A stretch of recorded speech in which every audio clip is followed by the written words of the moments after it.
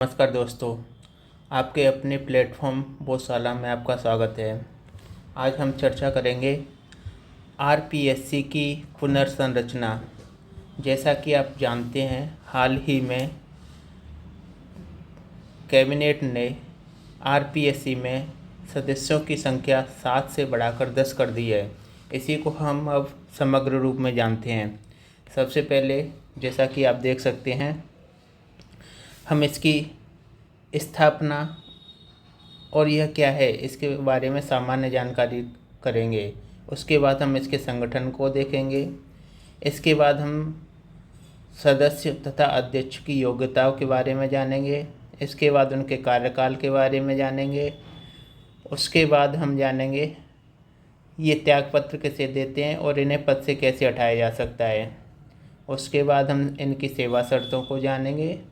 उसके बाद हम इनकी पदावधि के बाद क्या ये अन्य किसी पद को धारण कर सकते हैं या नहीं कर सकते हैं, इसके बारे में जानेंगे। इसके कार्यों के बारे में जानेंगे। इनके कार्यों के विस्तार कौन कर सकता है, इसके बारे में जानेंगे। इनका व्यय कहाँ से किया जाता है, इसके बारे में जानेंगे। इसकी रिपोर्ट किसे दी जाती हैं, इसके सचिवालय। उसके बाद हम इसकी स्वायत्तता, कमियाँ, सुझाव तथा इसके द्वारा किए गए नवाचारों के बारे में जानेंगे। सबसे पहले हम शुरुआत करते हैं जैसे सामान्य जानकारी, जिसमें हम स्थापना और क्या के बारे में जानेंगे। जैसा कि आपको पता ही होगा, राजस्थान के एकीकरण से पूर्व केवल जयपुर, जोधपुर तथा बीकानेर में ही लोक सेवा आयोग थे। इनको समाप्त करने के लिए 16 अगस्त 1949 को क्या लाया गया, एक अध्यादेश लाया गया। उसके द्वारा इन्हें समाप्त कर दिया गया। उसके बाद एक और अध्यादेश के द्वारा 20 अगस्त 1949 को आरपीएससी की स्थापना की गई। इसमें कहा गया कि यह तब से अपना कार्य आरंभ करना माना जाएगा जब से इसके सदस्यों तथा अध्यक्षों की नियुक्ति हो जाएगी। इसी के परिणाम स्वरूप क्या रहा कि 22 दिसंबर 1949 को इसके सदस्यों और अध्यक्ष की नियुक्ति कर दी गई थी। तभी से हम क्या जानते हैं, इसकी स्थापना के रूप में जानते हैं। जैसा कि आपको पता ही होगा, यह एक संवैधानिक निकाय है। संवैधानिक निकाय यानी संविधान में जिसका उल्लेख है। तो संविधान में इसका उल्लेख है भाग 14 के अंतर्गत अध्याय 2 है, जिसमें 315 से लेके 323 तक आर्टिकल हैं। 315 के अंतर्गत संघ के लिए संघ लोक सेवा आयोग तथा राज्यों के लिए एक राज्य लोक सेवा आयोग का प्रावधान किया गया है। अब हम इसके संगठन के बारे में जानते हैं। आरपीएससी का संगठन है, उसमें शुरुआत में क्या था, एक अध्यक्ष और 2 सदस्य थे। उसके प्रथम अध्यक्ष एस के घोष थे। 2011 में इसमें एक अध्यक्ष तथा 7 सदस्य कर दिए गए थे। इससे पहले भी इसमें जैसे सदस्य धीरे धीरे बढ़ाए गए थे। पहले 3 किए गए, 4 किए गए, 5 किए गए, उसके बाद 7 किए गए। लेकिन अभी 2025 में अभी कितना, एक अध्यक्ष और इसमें 10 सदस्य कर दिए गए हैं। जैसा कि संविधान में लिखा हुआ है कि इनकी कोई संख्या निर्धारित नहीं है, यानी इनकी संख्या का निर्धारण कौन करेगा, राज्यपाल महोदय अपने स्वविवेक से करेंगे। जैसा कि आप जानते हैं कि राज्यपाल किसके परामर्श से काम करता है, मंत्रिपरिषद के। तो ये निर्णय जो लिया गया है वो कैबिनेट के द्वारा लिया गया है, यानी अप्रत्यक्ष रूप से राज्यपाल के द्वारा लिया गया है। संविधान में इनकी योग्यताओं के लिए कोई निर्धारित शर्तें नहीं हैं, लेकिन किसी अध्यक्ष या सदस्य को न्यूनतम 10 साल का राज्य सरकार हो या फिर भारत सरकार यानी केंद्र सरकार हो, उनमें प्रशासनिक अनुभव होना जरूरी है। अब इसकी हम कार्यकाल को जानते हैं, जो कि कार्यकाल का उल्लेख इसमें है अनुच्छेद 316 के अंतर्गत। इसका कार्यकाल 6 वर्ष या 62 वर्ष, यानी अगर किसी सदस्य या अध्यक्ष ने पद धारण किया है उसके बाद उसका अधिकतम 6 वर्ष होगा, लेकिन 6 वर्ष कार्यकाल पूर्ण नहीं होता है, उससे पहले ही अगर वो 62 वर्ष का हो जाता है तो वो अपने पद से हट जाएगा, अर्थात जो भी पहले हो वह लागू होगा। अब हम जानते हैं इसका त्यागपत्र और पदच्युति यानी पद से कैसे हटाया जा सकता है।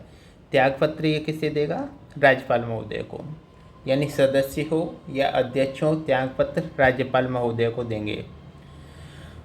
अब इन्हें पद से हटाया कैसे जा सकता है? इन्हें पद से हटाया जा सकता है सिद्ध कदाचार के आधार पे, ठीक है। लेकिन इन्हें हटाएंगे कौन? हटाना यानी बर्खास्त करना होगा तो वो तो राष्ट्रपति उठाएंगे। कब उठाएंगे?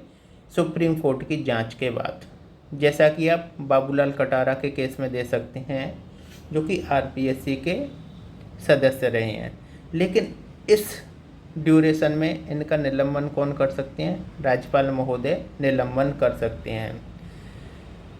अनुच्छेद 317(4) में एक प्रोविज़न और दिया गया है, अगर कोई सदस्य अध्यक्ष किसी निगमित कंपनी में लाभ के पद पर हो तो वह भी क्या माना जाएगा? कदाचार माना जाएगा और उसे कदाचार के आधार पर उठाया जा सकता है।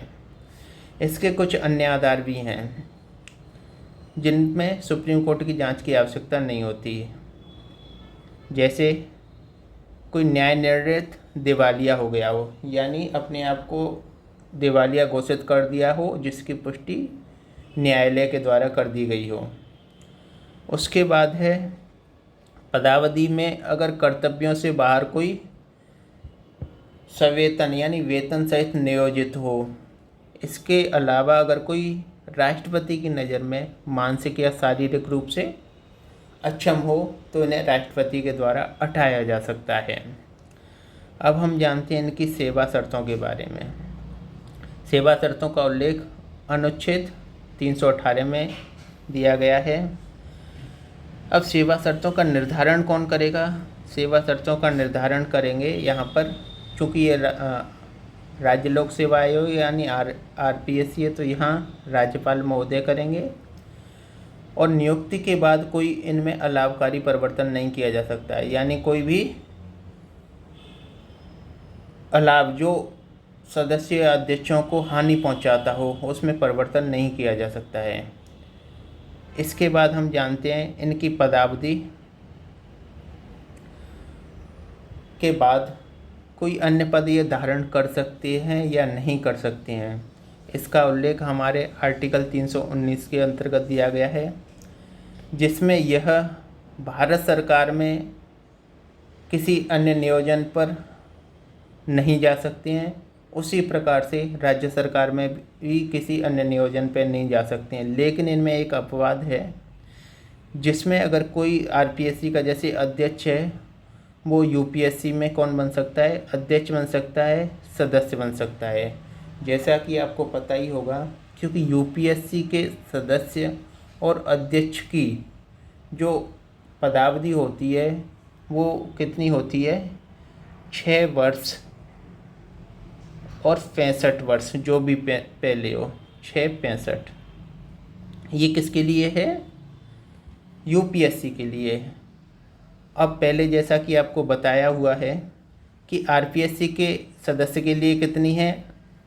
6 वर्ष या 62 वर्ष, जो भी पहली हो, यानी इसके बाद ये अध्यक्ष जो होगा वो तो यहाँ का अध्यक्ष बन सकता है और सदस्य बन सकता है यूपीएससी का। लेकिन अगर आरपीएससी का कोई सदस्य है वो तो उसी कार्यालय में यानी आरपीएससी में या तो अध्यक्ष बन सकता है या अन्य लोक सेवा आयोग में वह अध्यक्ष बन सकता है, और इन पर निर्बंधन किसी अन्य चीज़ पर निर्बंधन रहेगा, यानी केवल और केवल ये क्या है कि लोक सेवा आयोग में अध्यक्ष और सदस्य बन सकते हैं। आयोग के कार्य, आयोग में कार्य बहुत सारे कार्य किए जाते हैं। ये किस में उल्लेख है? अनुच्छेद 320 में उल्लेख है। इसको हम 2 वर्गों में बांट सकते हैं, एक तो सामान्य कार्य, दूसरा है परामर्शी कार्य। सामान्य कार्य के अंतर्गत हम जान सकते हैं, क्योंकि कोई भी लोक सेवा आयोग हो वो सब वहाँ पर सबसे बड़ी रिक्रूटमेंट की जो एजेंसी होती है वो कौन होती है? लोक सेवा आयोग होती है। यानी भर्ती करना, परीक्षाओं का आयोजन करना, इसमें कह सकते हैं हम भर्ती करना, परीक्षा आयोजन, साक्षात्कार लेना आदि कार्य किए जा सकते हैं। वहाँ पर परामर्शी कार्यों में परामर्श किसे देंगे? ये राज्यपाल द्वारा निर्देशित कोई भी विषय होगा उसमें परामर्श देंगे। ठीक है, तो उसमें क्या क्या आ सकती हैं आपके? जैसे कि ट्रांसफ़र करना है वो आ सकता है, सिविल हैसियत से कोई लोक सेवक है उसके अनुशासनिक विषयों पर कार्यों को देखा जा सकता है, तो ये आपके परामर्शी कार्य हो जाएंगे। इसमें अन्य कार्य भी हो जाएंगे, आप और भी देख सकते हैं इसके अंतर्गत, लेकिन मुख्य कार्य यही हैं। अब हम जानते हैं इनके कार्य विस्तार के बारे में। कार्य विस्तार कौन सा कर सकता है? जो कि आर्टिकल 321 के अंतर्गत दिए गए हैं। संघ लोक सेवा आयोग है तो संसद करेगी डेफिनेटली, अगर राज्य लोक सेवा आयोग है तो आपका विधानमंडल करेगा। अब हम इसके व्यय को जानते हैं। आयोग का व्यय, ये उल्लेख इसमें अनुच्छेद 322 के अंतर्गत है। इसमें हम जैसा कि आरपीएससी के बारे में जान रहे हैं, तो आरपीएससी का जो व्यय होगा वो कहाँ से होगा? राज्य की संचित निधि से। ठीक है दोस्तों, अब अंतिम रूप से ये प्रतिवेदन किसे देंगे? प्रतिवेदन देते हैं ये आपके आरपीएससी है चूँकि, तो राज्यपाल को देंगे। राज्यपाल महोदय उसे कहाँ पर रखवाएंगे? विधानमंडल के समक्ष रखवाएंगे। यह उल्लेख इसमें आपका आर्टिकल 323 के अंतर्गत है।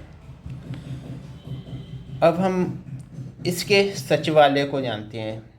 चूँकि इसका जो प्रशासनिक कार्य है वो ज़्यादातर कौन करते हैं? सचिव ही करते हैं, तो इसका एक सचिवालय होता है। सचिवालय के जो प्रमुख होते हैं वो होते हैं भारतीय प्रशासनिक सेवा के अधिकारी होती हैं, जिनको हम किस नाम से जान सकते हैं? सचिव के नाम से जान सकते हैं। यानी उन्हें क्यों कौन कह सकते हैं? सचिव। उनकी सहायता के लिए अन्य उपसचिव की भी नियुक्ति की जाती है।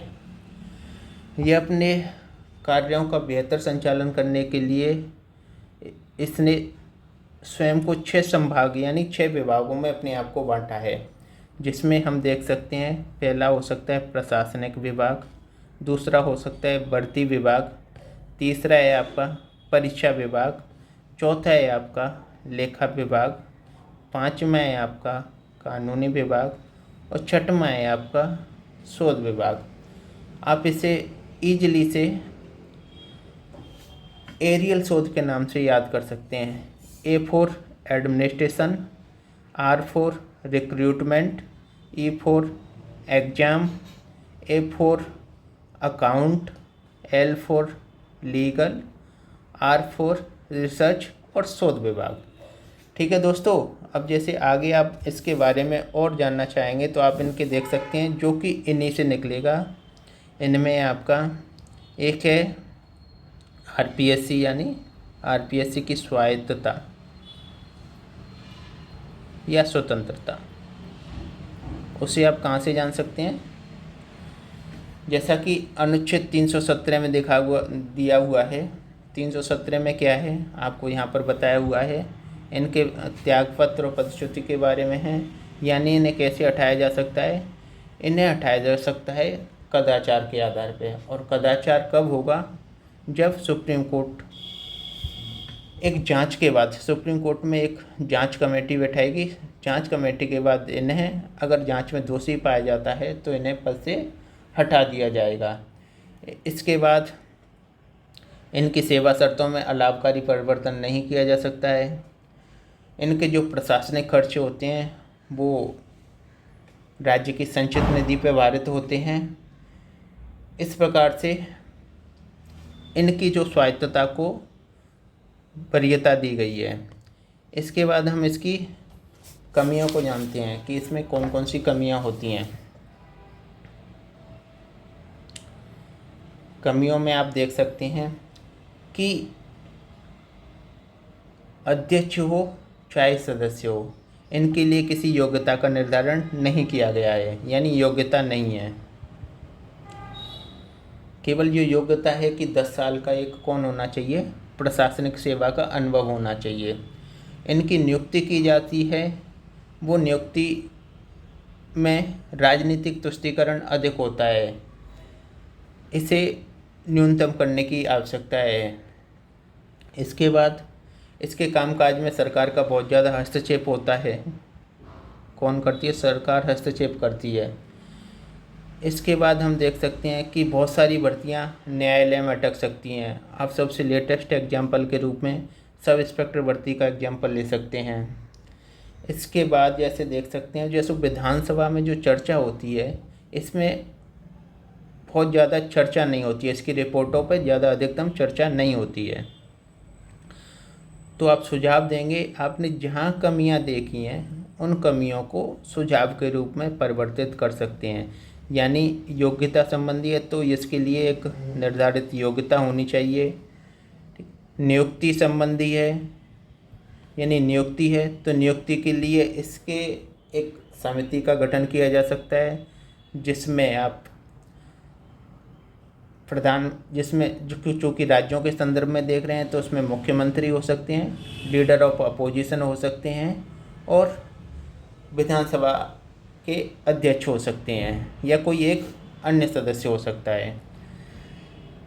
इनके प्रतिवेदन पर पूर्णतः चर्चा होनी चाहिए और अगर कोई टिप्पणी है तो वो की जानी चाहिए, यानी इनकी सिफारिशों को नहीं मानने पर टिप्पणी की जानी चाहिए।